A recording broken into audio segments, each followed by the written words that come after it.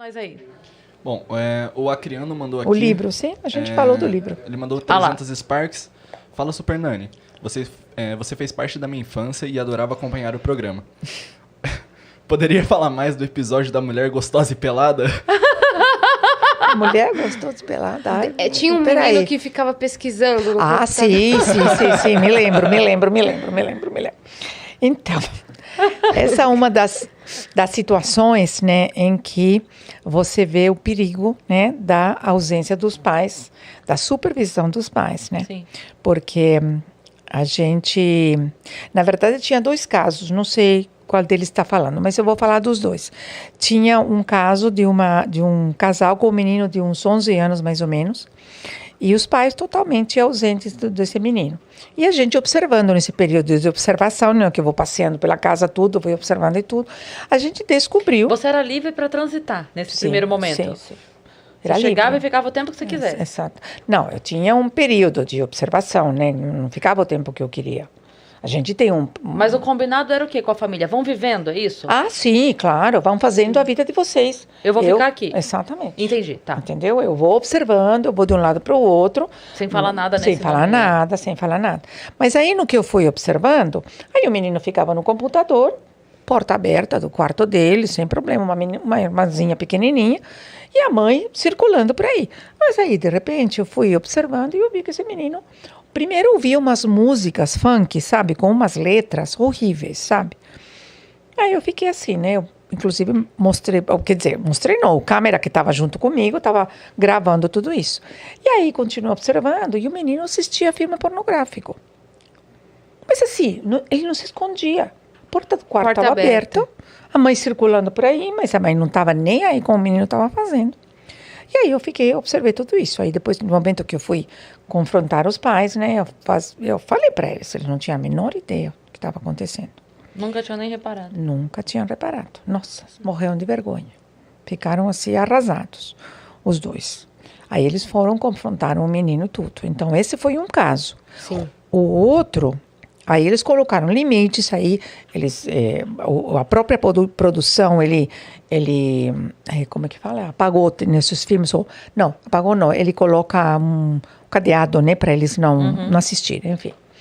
O controle, que é a supervisão, né, porque não tinha nem idade para ver. Esse site. E o outro caso foi um caso em que os pais, eles tinham também um menino, uma menina de mais ou menos essa idade, 10, 12 anos, e uma pequenininha, que na verdade aqui eles chamaram a Super Nani pela pequena, porque dava trabalho, do comportamento, essas coisas. Mas os outros 2 estavam aí esquecidos na casa. E os pais iam dormir com a pequena, que ia dormir cedo, porque no dia seguinte ia para a escolinha, essas coisas.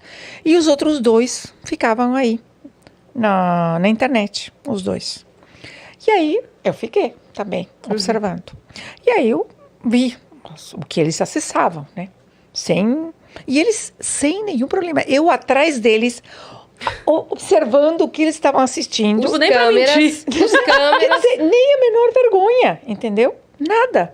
Eles continuavam entrando assim, no site de mulher pelada e tudo isso e outro. E aí eu fui falar depois com os pais, porque isso todo período de observação, né?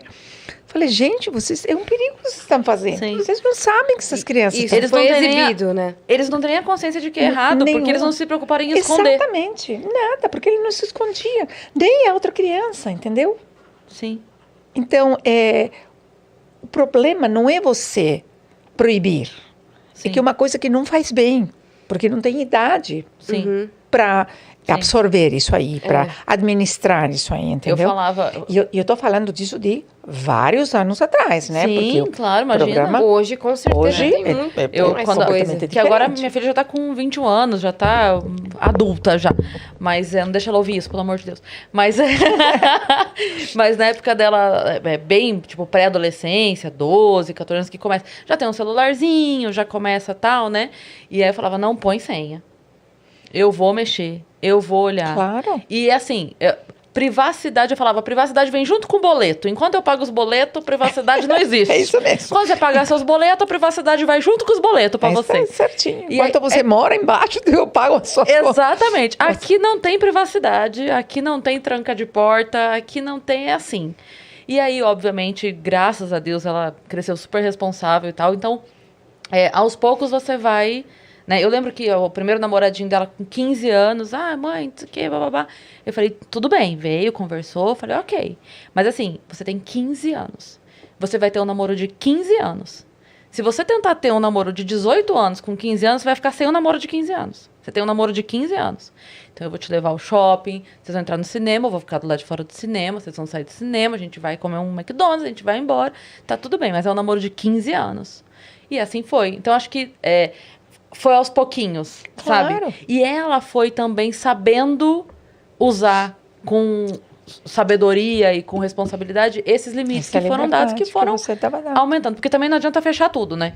Isso mesmo, exatamente. Se você não ensina Agora, também nada, a hora aí que que- abre a porteira, pelo amor de Deus. Aí que tá aquilo que eu falo. Você tem que saber aquilo que você quer para seu filho.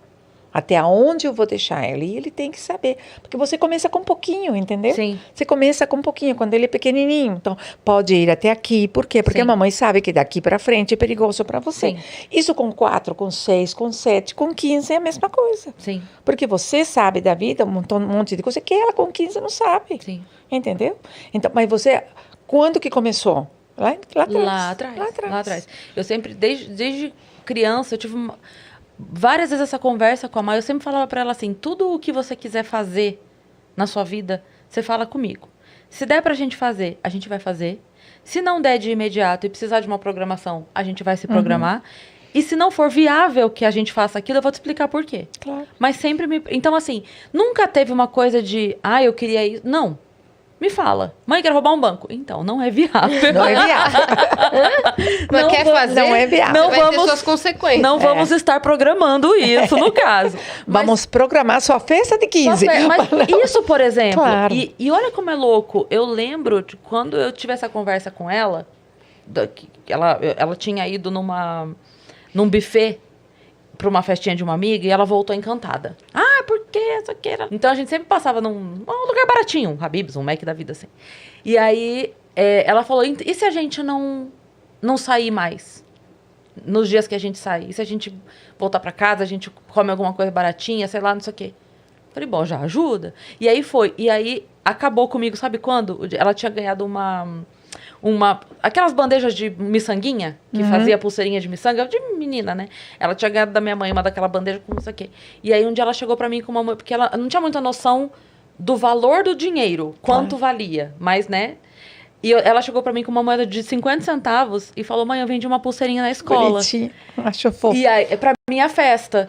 E assim, eu não ia explicar pra ela Claro. que aquilo ali não era... Lógico, eu falei, é ótimo, atitude. ótimo, me É dá aqui, atitude. vamos guardar pra sua festa. Atitude, Tá, ó. Não, no dia claro. seguinte virou pão, não tem problema. Mas eu digo assim, mas ali não na hora, importa. eu falei, caramba, ela entendeu. Entendeu? Ela claro, entendeu que precisa se fazer coisas para se ter coisas na vida. É isso mesmo. Que ótimo. Então, toda vez que eu tenho a oportunidade de conversar com alguém, eu falo assim, olha, não sei se funciona com todo mundo, mas comigo funcionou pra Funciona. caramba. Conversar muito, Claro. estar presente, funcionou pra Dialogar, caramba. Deu nossa. certo, tá lá. Claro, claro. Claro que se você tem, de repente, 3 filhos ou 4 filhos, cada um responde de uma maneira forma, diferente. sim. Aí você tem que ter o jogo de cintura com um com o outro para Sim. você conduzi-lo da melhor maneira possível. Mas o diálogo, esse diálogo para assumir responsabilidade, tomar consciência daquilo que... Não do que custam as coisas, mas de que tudo custa de alguma Sim. coisa, entendeu? Então, você quer tal coisa? Tudo bem, vamos ver o que a gente pode dar para isso. O que a gente pode abrir mão para você ter aquilo? O que você... Entendeu? Então, é uma coisa que você vai trabalhando isso E ao deixar a longo da criança participar educação. da decisão E é muito de importante, deixar né? participar. Fazer ela participar. Sim. Entendeu? Até nas decisões, assim, por exemplo, se isso não for feito, né, na hora da disciplina, por exemplo, ok, você entendeu o quanto é importante você estudar? Sim. Você entendeu que é importante você fazer atividade de casa? Sim. E se você não fizer? Como é que a gente vai... O que a gente vai... Como é que a gente vai resolver? Claro. Então daí no dia que eu não fizer, eu não vou jogar videogame. Pronto. Aí foi um combinado.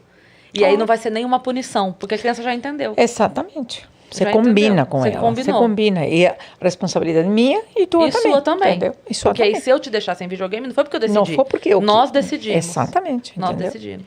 Agora dá trabalho.